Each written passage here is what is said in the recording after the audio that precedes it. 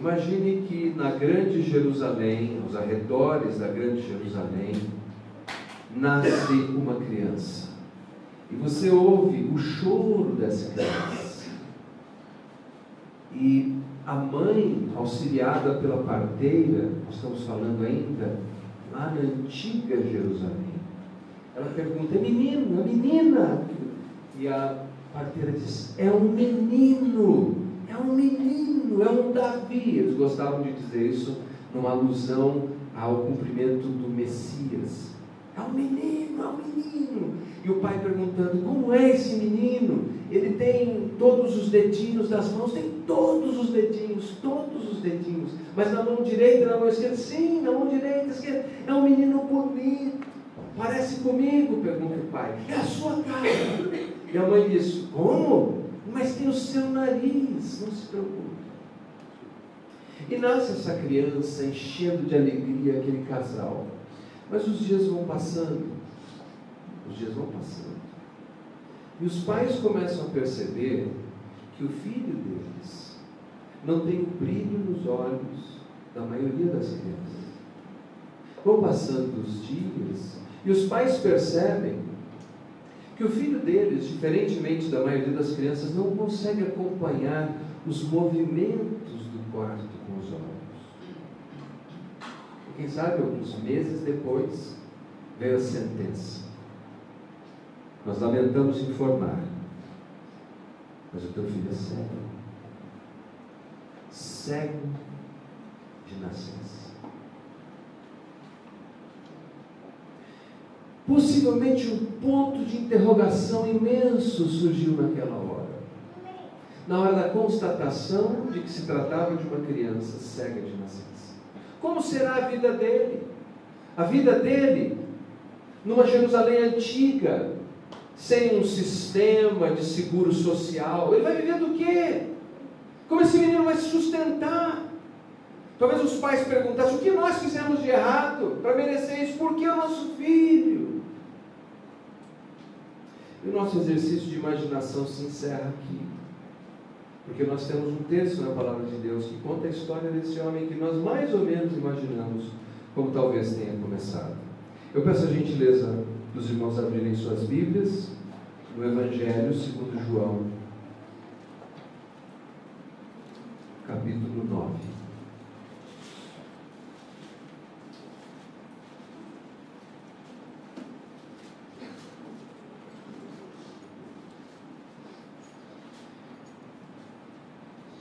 Mateus, Marcos, Lucas, João, quarto Evangelho. Se você encontrou, diga amém. A história, antes de lermos, ela vai do primeiro versículo até o versículo 41. É uma história fascinante. Eu encorajo você que faça toda a leitura do texto depois em casa. Nós vamos nos concentrar apenas em alguns versículos, porque não vai dar para a gente apanhar todas as pérolas presentes aqui nesse texto. Então nós vamos pegar algumas, começando do versículo 1. Caminhando Jesus viu um homem cego de nascença. E os seus discípulos perguntaram: Mestre, quem pecou? Este ou os seus pais, para que nascesse cego? Respondeu Jesus: nem ele pecou, nem os seus pais, mas foi para que se manifestem nele as obras de Deus. É necessário que façamos as obras daquele que me enviou enquanto é dia. A noite vem, quando ninguém pode trabalhar. Enquanto estou no mundo, sou a luz do mundo. Dito isso, cuspiu na terra e, tendo feito lodo com a saliva, aplicou aos olhos do cego, dizendo-lhe: vai, lava-te no tanque de Siloé, que quer dizer enviado. Ele foi, lavou-se e voltou vendo. Até aqui é o suficiente. Que história fascinante.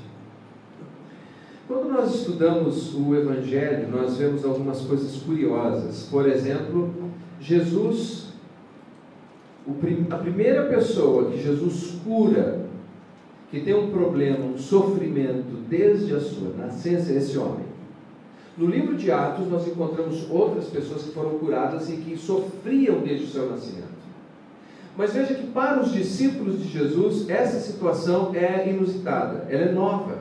Jesus, de todos os sinais que ele fez, o que ele mais repetiu foi abrir os olhos dos cegos.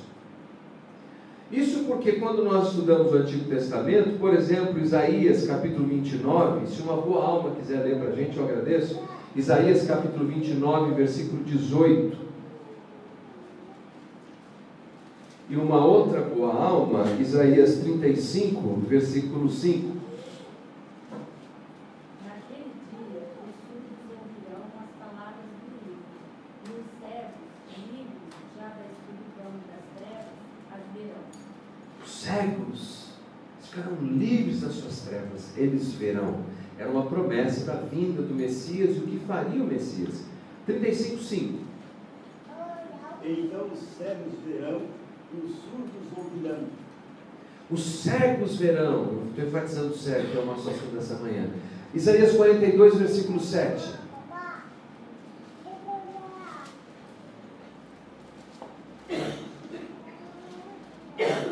abrir os olhos dos cegos, para tirar da prisão os presos e do cárcere os que jazem em trevas. Abrir os olhos dos cegos. A ideia era que o profeta Isaías estava dizendo: o Messias, o Cristo, o Rei de Israel, ele terá algumas características, uma credencial. E se você tiver dúvida se ele é ou não é, peça para ver a credencial dele. Esses dias eu fui fazer uma visita hospitalar e a pessoa me barrou, eu disse: mas eu sou pastor. O que ela pediu para ver? Comprovante, eu quero uma credencial. A ideia do texto era: se você tiver dúvida a respeito se é o Messias ou não, até porque uma multidão de falsos Messias apareceram ao longo da história. Uma multidão deles, vários. Inclusive nos dias de Jesus surgiram falsos Messias.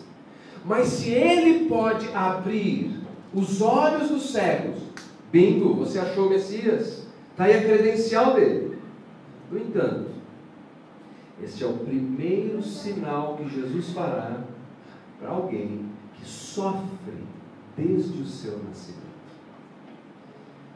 E essa situação inusitada para os seus discípulos provoca uma pergunta teológica, um problema. Um problema porque os rabinos, e nós também, temos dificuldade para entender o sofrimento sem causa aparente. Por exemplo, se alguém cresceu e fez um monte de bobagem na vida, cometeu um monte de erro e está sofrendo, nós entendemos isso mesmo, fez tudo errado. Mas e quando alguém nasce sofrendo? Mas e quando alguém nasce, neste caso, cego? Os rabinos costumavam dizer o seguinte: não existe morte sem pecado e nem sofrimento sem iniquidade. Não existe morte sem pecado, nem sofrimento sem iniquidade. Logo, se alguém está sofrendo, é porque tem atrás daquele sofrimento o quê? Exatamente, algum pecado tem aí. Mas eu gostaria de chamar a sua atenção, antes de nos aprofundarmos nisso, no que diz o primeiro versículo. Caminhando Jesus, viu um homem cego de nascença. Quando nós estamos sofrendo, nós somos como aquelas crianças pequenas que brincam de esconde-esconde. E elas brincam de esconde-esconde assim: elas fecham os olhos. E porque elas não conseguem ver ninguém ao redor, elas presumem que ninguém que esteja à sua volta também pode vê-las. Quando nós sofremos, nós fechamos os olhos e não conseguimos ver Deus naquela situação. Onde está Deus? Não estou vendo Deus, não estou enxergando Deus. Assim como este cego não podia ver Jesus. Mas o primeiro versículo nos mostra que toda bondade, toda misericórdia, toda graça é uma iniciativa do céu. Jesus viu o homem no seu sofrimento. Jesus vê você no seu sofrimento. Jesus vê você. Mesmo quando você já não mais está enxergando a presença de Deus ali, Deus continua vendo você. Deus continua olhando por você. Deus continua interessado em você. Esse talvez seja o primeiro grande encorajamento do texto. Jesus viu, mas Jesus viu essa pessoa na sua inteireza, em toda a sua dor, em toda a sua angústia, em todo o seu sofrimento. Já os discípulos viram apenas o objeto de uma discussão teológica. Que é? E eles mostraram até um certo grau de sofisticação na pergunta. Porque para explicar aquele problema de alguém que havia nascido cego, existiam posições polarizadas. Então eles perguntaram, demonstrando para Jesus, já que eles são bem educados teologicamente, quem pecou? Ele ou os pais?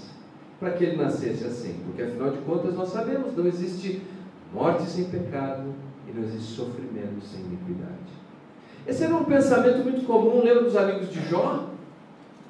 Os amigos de Jó, o único conselho que eles tinham para Jó é: Jó, melhor você se arrepender, Jó. Tem alguma coisa escondida aí. Se a gente for resumir o que eles aconselhavam, era isso. Tem algum pecado escondido na sua vida, porque ninguém sofre, Jó, o que você está sofrendo, se não tiver feito alguma maracutaia, uma canalice, uma sem-vergonhice, uma safadeza. Jó, confessa logo, Jó. Mas o primeiro capítulo do livro de Jó nos diz que Jó era um homem reto, íntegro, temente a Deus, que se desviava do mal. O problema dele não era esse, não era pecado. E aqui estamos de volta, anos e anos depois, com a mesma questão. Só que o problema agora é que você está falando de um recém-nascido, no caso um homem adulto, mas que nasceu com essa enfermidade. Faria sentido até a explicação rabínica de que esse homem foi pecando, e há exemplos no Novo Testamento disso, porque sim, nós sabemos que o pecado tem suas consequências, sabemos sim que o pecado traz a consequência, uma das consequências, sofrimento. Faz sentido, mas quando alguém nasce assim, a coisa é mais complicada de se explicar. E eles não estavam falando dos efeitos terríveis do pecado do ponto de vista geral, eles estavam falando dos pecados específicos. Estavam falando daquilo que cada indivíduo faz e acaba colhendo. Algumas explicações que eles tinham, então, vamos considerar a primeira aqui, que é: ele pecou? Pensa bem nisso. Ele nasceu cego, como é que ele pecou? Como ele pecou se ele nasceu cego? Então eles tinham algumas explicações. Uma, inclusive, remontava a posição do filósofo chamado Platão, que ensinava sobre a transmigração da alma. Ele dizia o seguinte: que as almas existiam puras em algum lugar, e que quando elas então encarnavam-se, entravam num corpo, fica comigo para perder esse raciocínio aí, elas eram poluídas pela matéria e se tornavam más, que a matéria, na ideia de Platão, era má. E eram poluídas e por causa disso se tornavam pecaminosas. Sendo pecaminosas, tinham que ser punidas, e daí alguns nasciam assim. Mas ainda era meio difícil explicar porque alguns nasciam assim e outros não. Porque alguns ficaram piores que outros, seria a explicação. Bom, o problema é que essa posição, chamada transmigração da alma, não tinha lastro nenhum no Antigo Testamento. Não tinha uma passagem que eles pudessem se firmar para ensinar isso, de que a alma vinha e tal. Então, a outra opção que eles desenvolveram chamava-se pecado pré-natal. Pecado pré-natal, ou pecado antes de nascer. Qual era a ideia deles? E olha que esse argumento tem uma certa lógica, olha só, acompanhe. Diziam eles assim: quando é que o ser humano se torna pecador? Quando ele sai do ventre ou quando ele é concebido? Bom, a resposta era quando ele é concebido. E diziam: muito bem, logo, ainda na sua forma embrionária, eles já são pecadores. Faz sentido. Não faz? Sim, já na forma embrionária. O problema era, mas por que esse nasce com essas consequências e o outro não? Então eles tinham que explicar e dizer: porque alguns pecadorzinhos, ainda no ventre da mãe, já começam a pecar lá. Então fala, chuta, ele chuta errado. que eu caio aqui, mas não é pecado. Outro puxa o cordão umbilical. Eu não sei, então eles diziam assim que existia a possibilidade de pecar ainda na vida intrauterina. E tendo feito isso, já nasciam sendo punidos, sofrendo com as consequências dos seus pecados. E eles usavam, para justificar esse argumento, um texto absurdo, vai entender, e aliás, pelo fato de a gente ter todo o Novo Testamento que nos ilumina e nos ajuda a melhor compreender as questões, Gênesis 4:7, quando Deus diz a Caim, o pecado jaz à porta. Lembram disso? Diz, a porta aqui é a porta do ventre. O pecado já está na porta do ventre. Era esse o argumento deles. Então a pergunta do discípulo é, ele pecou? Ele cometeu esse pecado pré-natal? Ele chutou o ventre da mãe, ele puxou o cordão umbilical, ele está cego assim porque a culpa é dele? Mas eles tinham uma outra explicação. Esse era um lado da moeda. O outro lado da moeda era, não. Quem pecou foram os pais. E por causa do pecado dos pais, é que ele está sofrendo essas consequências. Essa explicação já remontava pelo menos 2 passagens do Antigo Testamento, uma em Êxodo e outra em Deuteronômio, que falava da justiça divina, visitando as gerações daqueles que os aborrecem. Muito importante lembrar que essas 2 citações estão no contexto da idolatria. E a frase no texto é clássica, dizendo, daqueles que me aborrecem. Quer dizer, enquanto alguém continuar aborrecendo o Senhor, ele continua visitando geração após geração. Dessa deformação doutrinária que nós chamamos de Israel antigo, porque ainda no período do Pentateuco, vocês estão comigo? Digam amém. 5 livros iniciais lá de Moisés. Já no período do cativeiro, o profeta Jeremias, no capítulo 31, se me falha a memória, ele corrige essa mentalidade, diz assim, não, nunca mais vocês vão dizer esse ditado. Os pais comeram uvas verdes, e os dentes dos filhos perderam o corte. A alma que pecar, essa morrerá. Jeremias e Ezequiel, ambos ensinaram isso, corrigindo a interpretação equivocada de Deuteronômio. No entanto, os resquícios desse pensamento continuavam lá. E os discípulos perguntaram, ele pecou? Pecado pré-natal. Os pais pecaram? Pecado transgeracional. A resposta de Jesus. O texto sugere que os discípulos têm a expectativa de que Jesus fosse pender na direção de uma explicação ou da outra explicação. Mas vejamos a resposta de Jesus. Versículo 3. Nem ele pecou, nem seus pais. Veja, Jesus está dizendo que eles não eram pecadores. Jesus estava dizendo que aquela situação de sofrimento que eles estavam vivendo não tinha nada a ver com um pecado seu específico ou com um pecado específico de seus pais. Nem ele pecou, nem os seus pais pecaram. Eu não sei se você pode imaginar o que significa tirar de sobre os ombros de alguém uma tonelada de culpa. Quando alguém está sofrendo, alguém está enlutado, e você diz, você está sofrendo isso porque a culpa é sua. E às vezes é. Mas alguém que nasceu assim, que talvez viveu essa vida inteira dizendo, será que eu fiz algo? Será que eu chutei lá errado dentro da minha mãe? Será que eu puxei o cordão umbilical errado? Será que os meus pais fizeram alguma coisa? E agora essa mensagem de Jesus dizendo, não, você não fez nada errado. Seus pais não fizeram nada de errado. Saiu dos ombros um peso, um fardo imenso. Só esse alívio já valeria a pena viver. Enquanto os discípulos de Jesus olham e vem uma discussão teológica no sofrimento do outro, Jesus tem algo prático para dizer e para fazer. E aí ele diz algo revolucionário. Olha só, nem ele pecou, nem seus pais, mas foi para que se manifestem nele as obras de Deus. Jesus ele diz isso numa outra ocasião, com palavras semelhantes. Capítulo 11, por favor, versículo 4.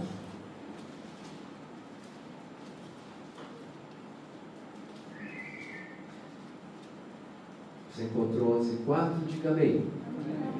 Nessa passagem nós conhecemos bem, Jesus tem um amigo muito próximo chamado Lázaro. Lázaro está enfermo e manda um recado para ele, né? Mandar um WhatsApp para Jesus, alguma coisa assim. E Jesus diz, olha, ainda não vou. E a turma vai ficando tensa com aquela situação toda. Versículo 4 diz assim: ao receber a notícia de que Lázaro está à beira da morte. Ao receber a notícia, disse Jesus, esta enfermidade não é para a morte, e sim para a glória de Deus, a fim de que o Filho de Deus seja por ela glorificado. Bom, apesar da construção ser diferente, a ideia é a mesma. Em João 9, Jesus está dizendo, esse sofrimento, essa dor, é para a glória de Deus. E no caso de Lázaro, ele está dizendo, este sofrimento, esta dor, é para a glória de Deus. Agora, é muito difícil para nós entendermos isso, como os rabinos não entendiam isso, como os judeus não entendiam isso, porque eles não viam no sofrimento nenhuma virtude. E Jesus estava dizendo, sim, há virtude. As obras de Deus serão manifestadas. Agora, nós temos o exemplo de Jó, como falamos, mas não é o único exemplo. Vamos apanhar o exemplo do Novo Testamento, Paulo. Capítulo 12, de segunda carta de Paulo aos Coríntios. Nós vamos ter que fazer essa ginástica bíblica hoje, tá bom? Segunda carta de Paulo aos Coríntios, capítulo 12. Vamos pensar alguns versículos, porque não há tempo para a gente ler o texto todo. Vamos começar com o versículo 1. Se você encontrou, diga amém. A propósito, temos um visitante hoje ali, que é o meu netinho, o Rian, que ele está falando. Se é necessário que me glorie, ainda que não convém, passarei as visões e revelações do Senhor. Agora vamos até o versículo 4. Foi arrebatado ao paraíso, ouviu palavras inefáveis, as quais não é lícito ao homem referir. O apóstolo Paulo descreve aqui que ele teve uma experiência, que nós poderíamos definir como um arrebatamento, em que ele viu coisas tão extraordinárias no céu, mas eram tão extraordinárias, que não era lícito de compartilhar com os homens. Eu fico pensando o que poderia ser. Porque João, o apóstolo, teve revelações e pôde compartilhar, e são revelações fantásticas, maravilhosas, incríveis. Paulo disse que o que ele viu era tão inefável que não podia nem compartilhar isso com as pessoas. Se fosse hoje, fosse um de nós, talvez a gente ia gravar CD, DVD, livros, para divulgar toda aquela experiência. Não pode nem compartilhar as coisas que eu experimentei ali. Mas foi algo tão grande, que note que o versículo 1 ele fala, olha, eu poderia me gloriar, eu poderia ficar envaidecido, poderia ficar engrandecido. Agora veja o versículo 7. E para que não me ensoberbecesse, para não me tornar alguém arrogante, um ególatra, com a grandeza das revelações, foi-me posto um espinho na carne, mensageiro de Satanás para me esbofetear, a fim de que não me exalte. No caso do apóstolo Paulo, o sofrimento que veio ao seu encontro tinha o objetivo, freá-lo para não pecar. Já pensou nisso? O propósito do sofrimento na vida de Paulo era protegê-lo para não pecar. Paulo não estava sofrendo porque tinha pecado. Paulo não estava sofrendo porque tinha feito alguma coisa errada. Paulo não estava sofrendo porque tinha metido os pés pelas mãos. Paulo estava sofrendo para não pecar. Paulo estava sofrendo para não errar. Paulo estava sofrendo para não se tornar um arrogante ególatra, um soberbo. Veja o propósito do sofrimento. Esse sofrimento de Paulo, capítulo 12 aos Coríntios, era para a glória de Deus. Mas não para aqui, ele dá mais um exemplo. Gálatas capítulo 4,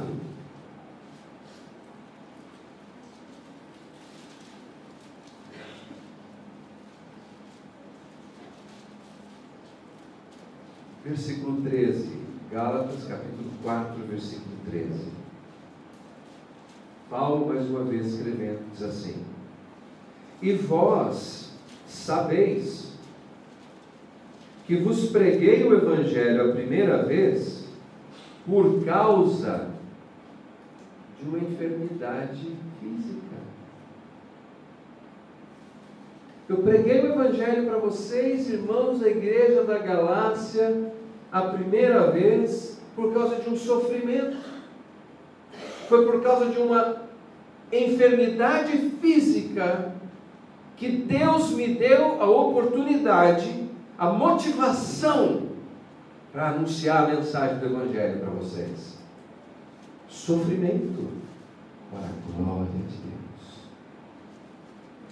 Semana passada, eu fui fazer uma visita no hospital, no bebezinho, Orem também, que é o nosso terceiro neto pequeno, que está com pneumonia, por isso a gente está com o do meio aqui com a gente.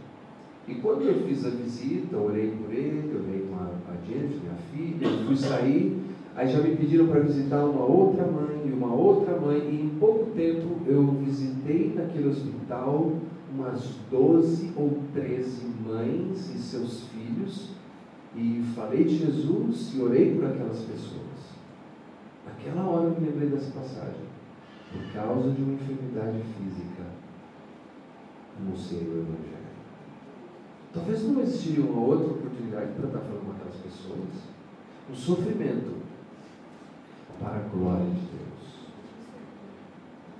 Queridos, quando nós olhamos para essa passagem, os homens tinham apenas uma explicação, mas Jesus tinha outra.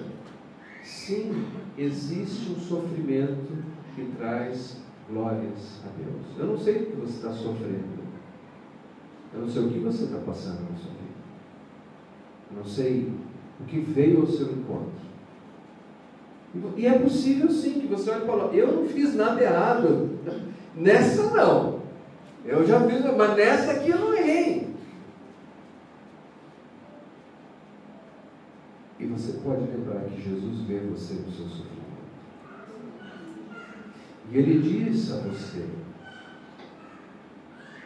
você não errou.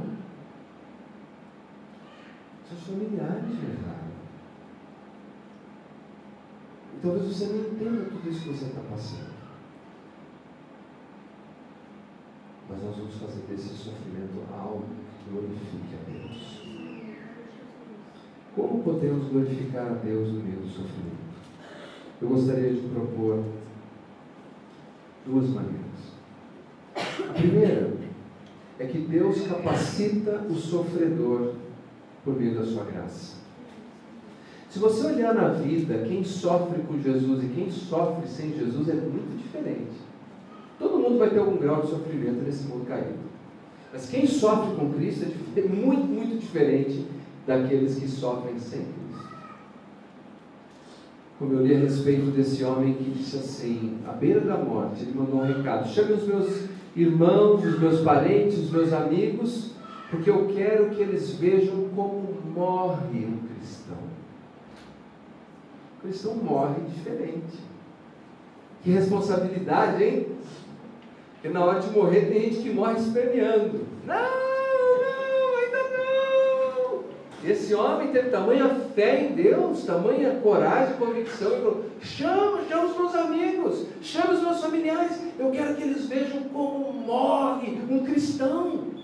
Sofrimento para a glória de Deus. A maneira como aquele que conhece a Jesus suporta o sofrimento, encara o sofrimento, é uma maneira de trazer glórias a Deus. A glória de Deus não é manifesta apenas quando alguém é curado. A glória de Deus também é manifestada quando alguém suporta o seu sofrimento como um cristão. Pedro disse isso na sua carta: se você sofrer como um cristão, glorifique a Deus com esse nome.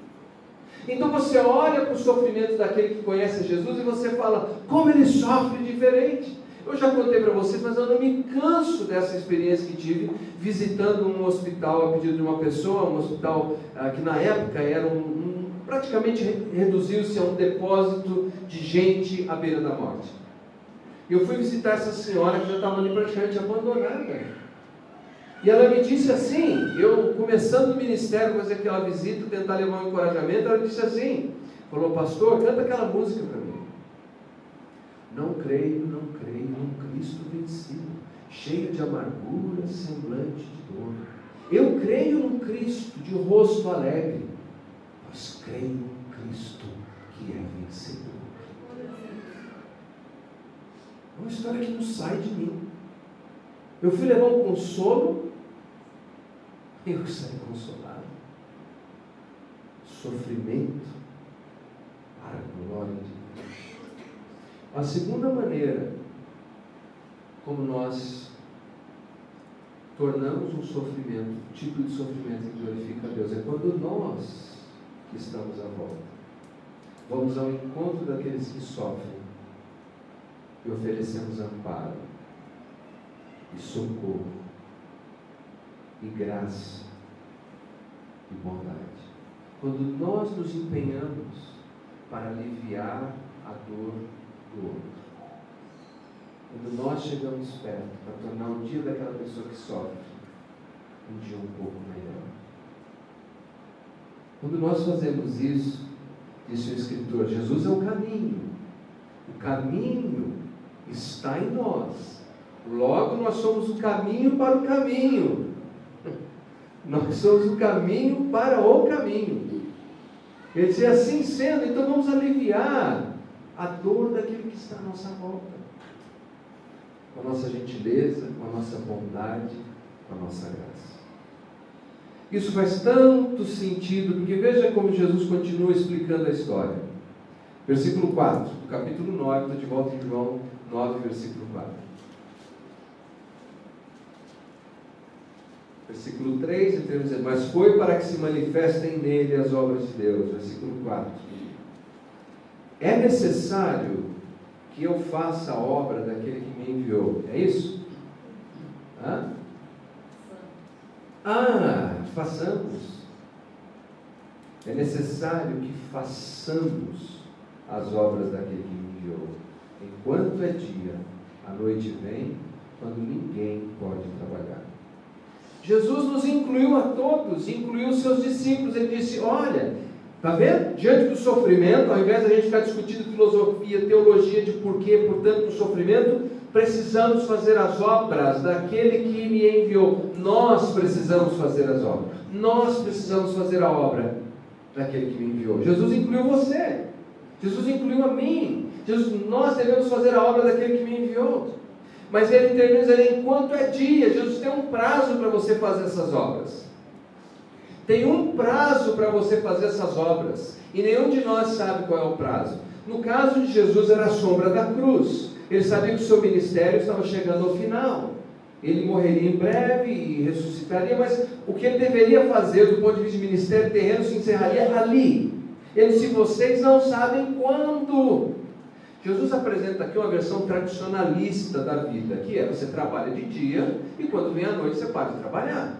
E ao mesmo tempo Jesus diz assim, para todos nós, há um tempo na vida em que a gente pode ser muito produtivo, mas chega uma hora que a noite vem, quando não mais seremos produtivos. Então a gente diz, não, eu vou ser muito generoso quando dá para frente, mas como você sabe que você vai continuar tendo esse dinheiro? Você não sabe. A hora de ser generoso é agora. O dia de ser generoso é hoje. Não, um dia eu quero servir mais a Deus com afinco e estar mais engajado na causa de Jesus, mas lá para frente, como você sabe que tem lá para frente? Nosso irmão Sidney, que deixou essa lacuna, ele usou a vida dele sem saber quando. E eu me lembro das últimas conversas que tive com ele, ele ainda tinha uma porção de ideias e sonhos. Enquanto era dia, ele fez a obra daquele que enviou Jesus. Para o nosso irmão, encerrou-se. Está agora recebendo suas recompensas celestiais, na presença do Senhor, celebrando. Mas nós estamos aqui. Por quanto tempo?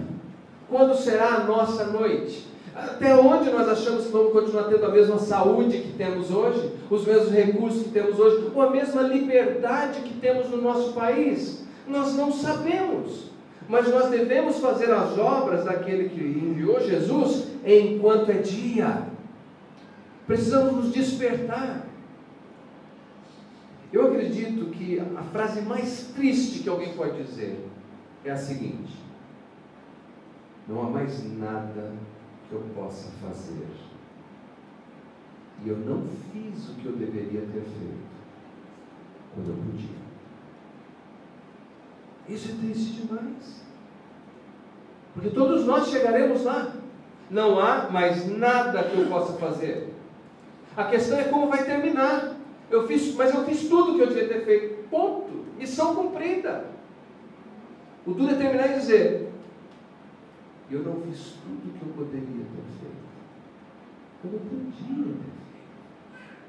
Psicologia da religião tem um estudo muito interessante. Vou fazer apenas um pequeno parêntese aqui em relação a crianças, filhos. Diz o seguinte, que a idade em que as crianças têm maior interesse pelo Evangelho começa a se abrir de 7, 8 anos. Depois sobe um pouquinho, 10 a 11, ainda tem bastante interesse. Aí tem um boom de conversões, 15, 16. Dali para frente começa o declínio. 20, desinteresse. E 30 anos, raro.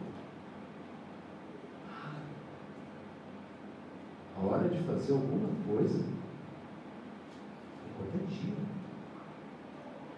Depois que vem a noite.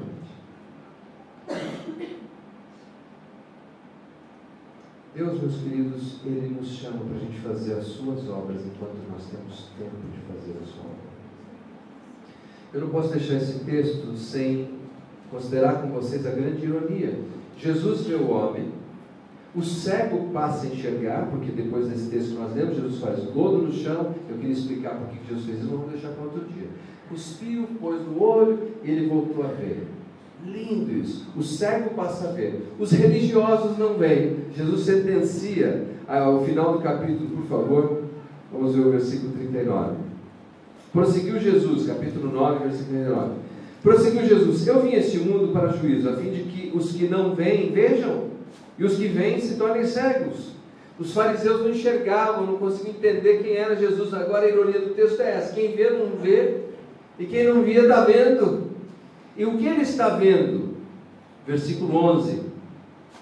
Esse homem começa a sua percepção de Jesus da seguinte maneira, diz assim: respondeu ele, o ex-cego agora: o homem chamado Jesus fez lodo, untou-me os olhos e disse-me: vai ao tanque de Siloé e lava-te. Então fui, lavei-me e estou vendo. Ele disse: o homem Jesus. Para ele, nesse momento, Jesus não é um homem, mas já é o homem. De todos os homens desse planeta, Jesus é o homem. Se tem alguém que serve de referência, de hombridade, do que é ser homem de verdade, é Jesus, o homem. Para ele, Jesus já estava acima da maioria dos homens. Ele era o homem. Mas isso não era suficiente.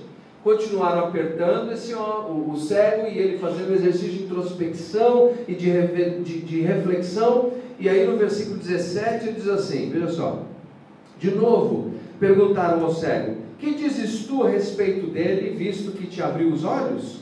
Que é profeta, respondeu ele. Agora Jesus não é só o homem, Jesus agora é o profeta.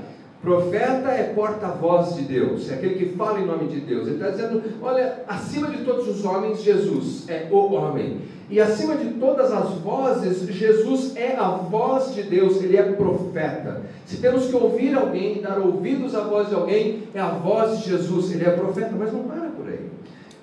Ele talvez pensou que quando recuperasse a vista, não teria mais sofrimento. Mas ele teve mais sofrimento. O texto nos diz que ele foi excluído, excomungado da comunidade judaica. Agora nem para ser mendigo não dava, porque ele enxergava. Ia trabalhar do quê? Ia viver do quê? No meio dessa luta, desse novo sofrimento, mas agora um sofrimento com Jesus, ele faz uma declaração maravilhosa. Veja o versículo 38. Então afirmou, e esse é o homem cego: creio, Senhor, e o adorou. Jesus agora não é só o homem, Jesus agora não é só o profeta, Jesus agora é o Senhor. Ele disse: eu creio, não importam os sofrimentos, eu creio. Não importa se me excluíram da sociedade, eu creio. Não importa quais são os diagnósticos, eu creio. Não importa a minha situação econômica, eu creio. Senhor não é só um homem, é só um profeta, és o meu Senhor. Jesus é assim.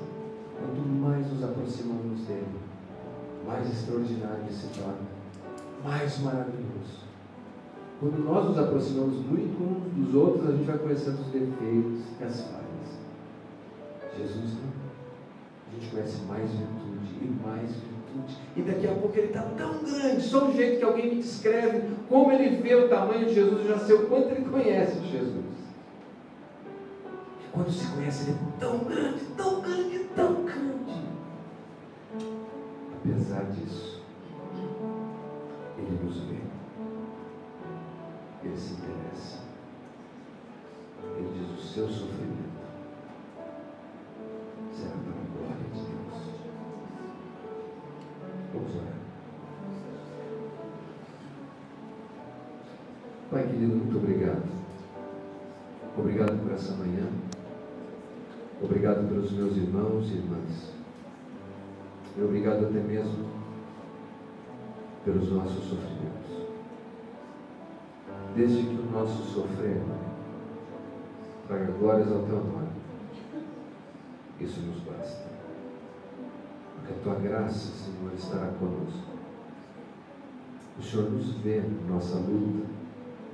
O Senhor não nos abandona. Nós queremos dizer como esse homem: cremos, Senhor, cremos, Senhor, cremos. E te adorar.